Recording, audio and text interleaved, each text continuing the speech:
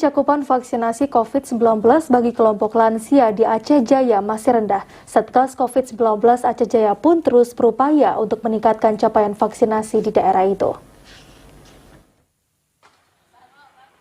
Masih rendahnya kelompok lansia yang melakukan vaksinasi COVID-19 di Aceh Jaya membuat Satgas Penanganan COVID-19 Aceh terus menggencarkan pelaksanaan vaksinasi, terkhusus untuk kelompok lansia.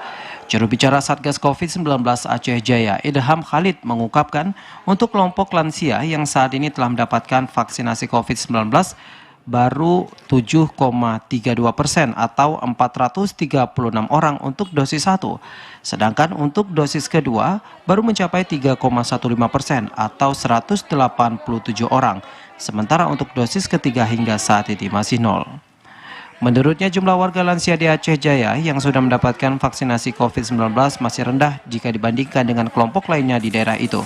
Padahal jumlah keseluruhan lansia di daerah tersebut mencapai 5.945 orang. Memang yang paling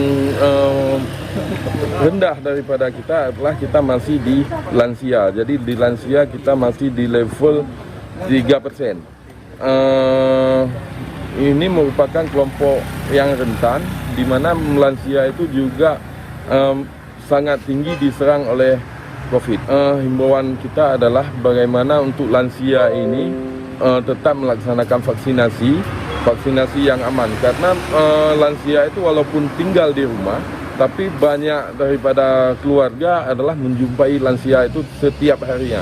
Jadi sangat berisiko untuk terkontaminasi oleh COVID. Oleh karena itu dirinya juga mengharapkan agar partisipasi dan kesadaran dari keluarga itu sendiri terhadap pentingnya vaksinasi COVID-19 serta menerapkan protokol kesehatan di masyarakat karena kelompok lansia merupakan kelompok yang sangat rentan diserang COVID-19. Dari Aceh Jaya, Musliadi TVRI melaporkan.